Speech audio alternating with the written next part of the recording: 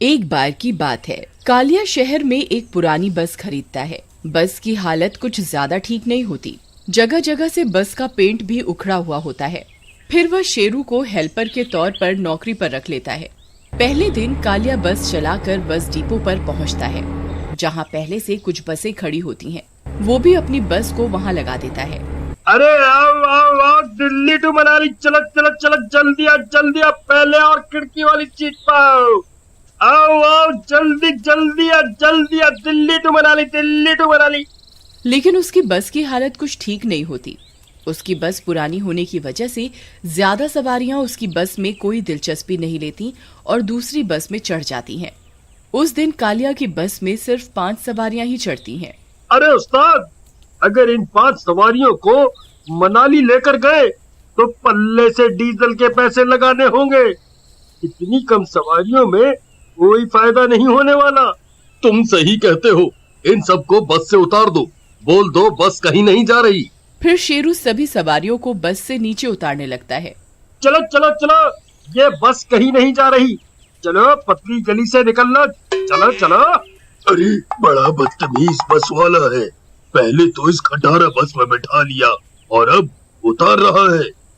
इस तरह अगले दिन भी उसकी बस में सिर्फ 4 सवारियां ही बैठती हैं। वह उन्हें भी उतार देता है। उस्ताद जी, इस तरह तो हम बर्बाद हो जाएंगे, हमें कुछ न कुछ उपाय करना ही होगा। मेरे पास एक तरकीब है। फिर अगले दिन शेरू एक गांव की सुंदर लड़की को अपने साथ ले आता है और उसे बस कंडक्टर बना देता है। आओ आओ दिल्ली टू मनाली, जल्दी जल्दी आओ, पहले आओ और पहले खिड़की की सीट पाओ। इतनी सुंदर कंडक्टर को देखकर सब सवारियां दूसरी बस से उतरकर कालिया की बस की ओर आ जाती हैं। अब उसकी बस पूरी तरह से भर जाती है। अरे वाह वाह शेरू, तेरी तरकीब तो काम कर गई भाई, आज तो मजा ही आ गया। अजी सुनिए, आपके बगल वाली सीट की टिकट कितने की है जी? जी आप यहाँ नहीं बैठ सकते, ये सीट रिजर्व है, यहाँ सिर्फ कंडक्टर ही बैठ सकता है। अरे हट पीछे।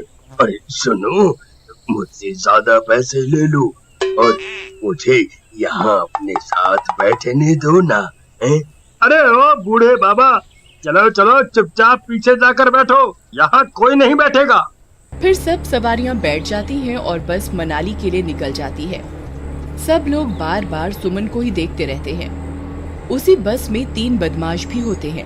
अरे रानी, जरा यहाँ हमारे साथ आकर बैठ जाओ, वहाँ अकेले अकेले बोर हो गई होगी। सुमन उनकी बातों को नजरअंदाज कर देती है, लेकिन वे बदमाश सुमन को लगातार तंग करते रहते हैं। फिर ये सब देखकर शेरू वहाँ आता है। अरे भाई साहब, आपको क्या तकलीफ है? कब से उस बेचारी को परेशान किए जा रहे हो? छछूंदर, चल निकल यहाँ से, बड़ा आया हमें समझाने वाला।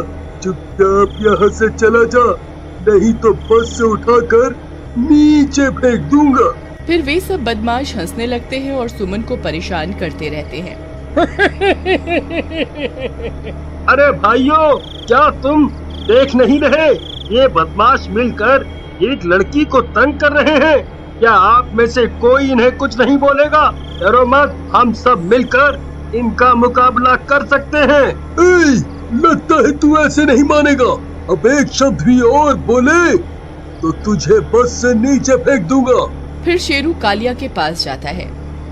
उस्ताद, पीछे बस में कुछ बदमाश सुमन को परेशान कर रहे हैं, हमें कुछ करना होगा। हाँ, तुम ठीक कहते हो, तुम नजर जमाए रखो, जैसे ही कोई पुलिस का नाका दिखेगा मैं बस रोक दूंगा। फिर रात होने पर लल्लन सुमन का हाथ पकड़ लेता है। ए छोड़, मुझे छोड़, तेरी इतनी हिम्मत, छोड़ मुझे।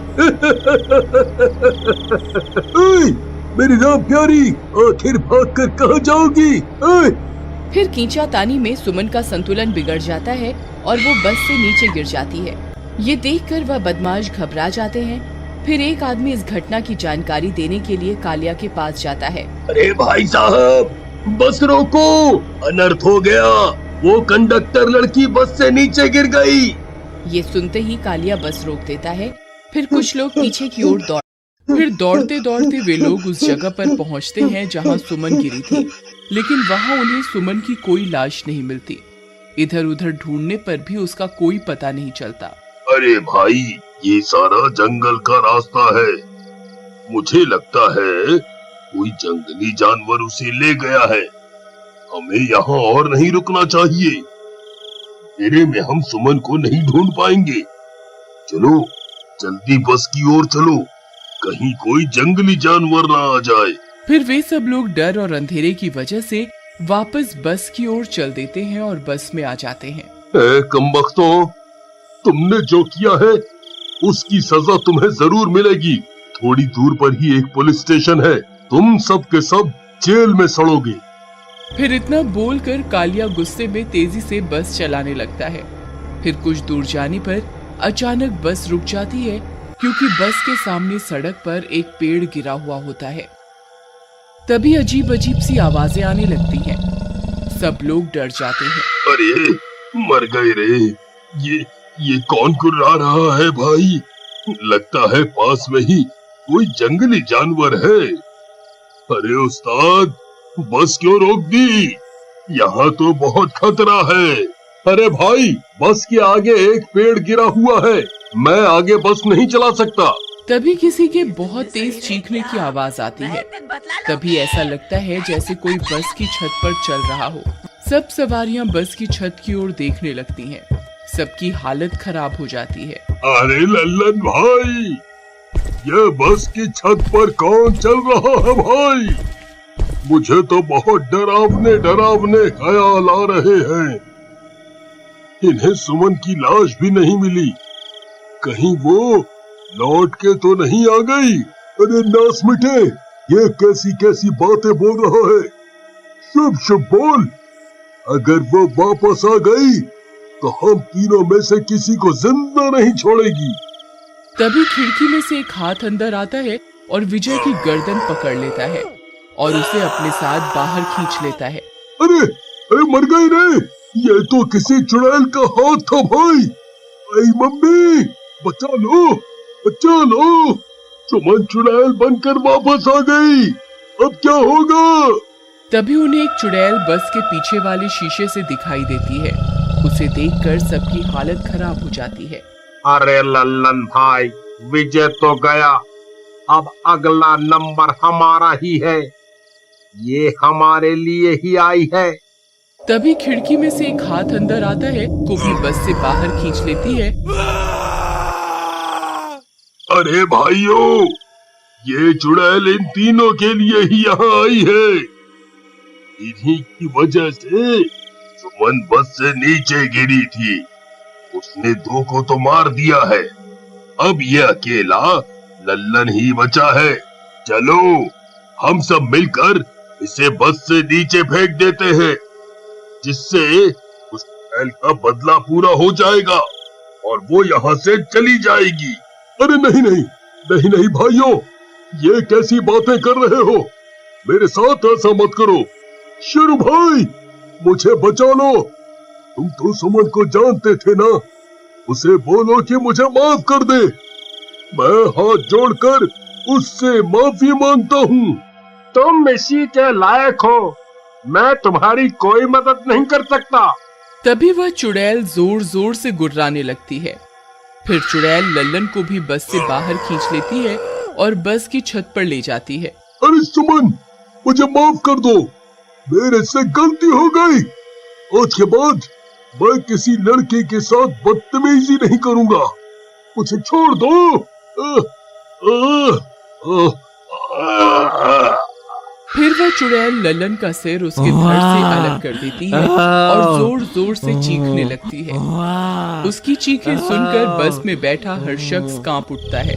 फिर उसे मारने के बाद वो खिड़की से झांककर अपने अगले शिकार की तलाश करने लगती है। देखो सुमन, हम सबसे बहुत बड़ी गलती हो गई। हम सब चुप रहे, किसी ने भी तुम्हारे लिए आवाज नहीं उठाई। हम सब तुमसे हाथ जोड़कर माफी मांगते हैं, हमें माफ कर दो। उस बस में कुछ बच्चे भी होते हैं, उन्हें देखकर वह शांत हो जाती है। ठीक है, मेरा बदला पूरा हो गया। मेरी लाश तुम्हें पीछे झाड़ियों में पड़ी हुई मिलेगी, उसका अंतिम संस्कार कर देना। फिर शेरू और कालिया मिलकर उसकी लाश का अंतिम संस्कार कर